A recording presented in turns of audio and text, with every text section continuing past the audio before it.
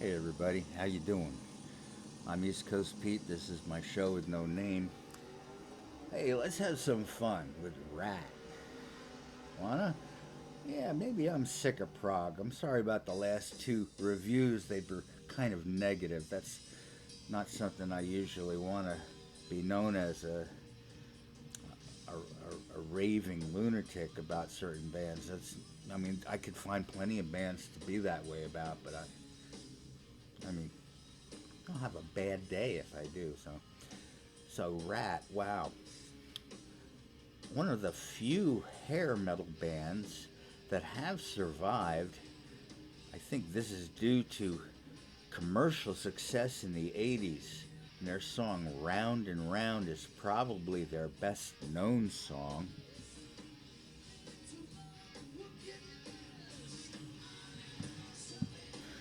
They were part of the LA glam metal craze of the 80s.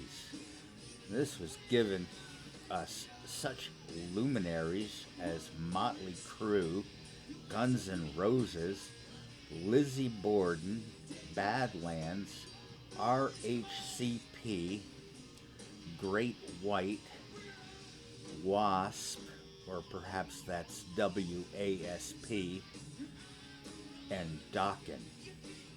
The difference with Ratt is that they sounded good, didn't take themselves seriously. I'm looking at you, Axl Rose. And Ratt has managed not to die off due to too much partying, and Round is their best song. No way. Round that rat. I'll tell you why.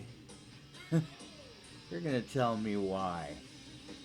You know, like a band that just has that going on. Pretty sure of themselves. And presently, the members are Steve Pearley, or sorry, Percy, Juan Crucier, Jordan Ziff, and Pete Holmes. They signed with Atlantic and put out their first LP, Out of the Cellar, in 1984. Out of the Cellar. Ratt, right?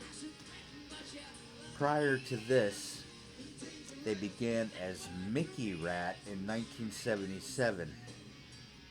There was such a character.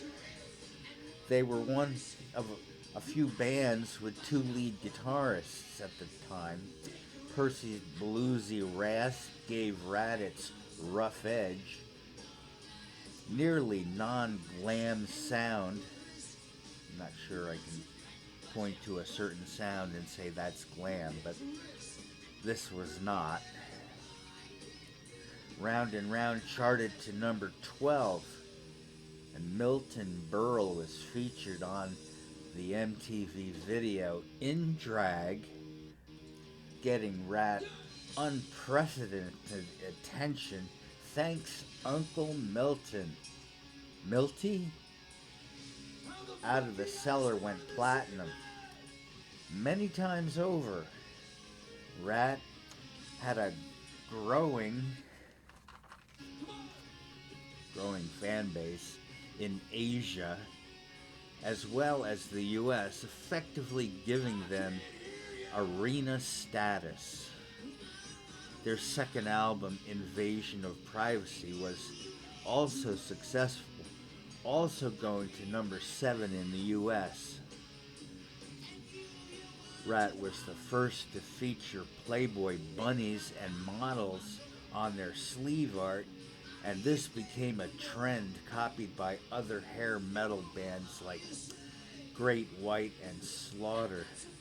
This kicked off even more popularity by the PMRC labels that began at this time. Thank you, Tipper Gore.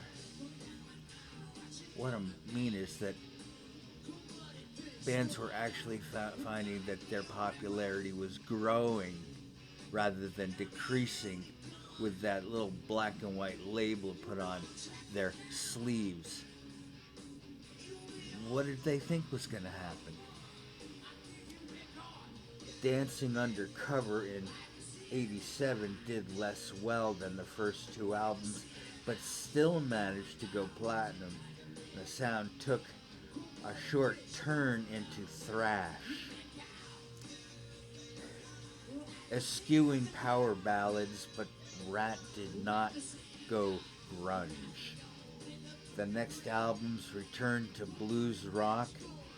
Their tour with Poison was the highest grossing tour of 1987. The critics fell off the Ratt wagon.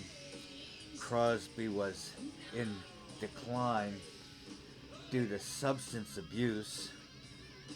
The twin lead guitars were one-sided, and Crosby left to go to rehab.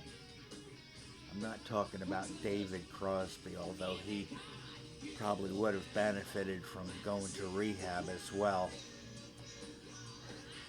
Michael Schenker of Scorpions replaced him famously. In 1992, Ratt expired. In 2001, so did Crosby by an OD. There have been reunions resulting in two separate versions of Ratt, and of course in 2020 they are on that highly humorous insurance TV ad. I want to see more ads with rock bands like that. Don't you? Thanks for being with me on my show. I will be back shortly with another one of these reviews. Everybody take excellent care of yourselves and each other.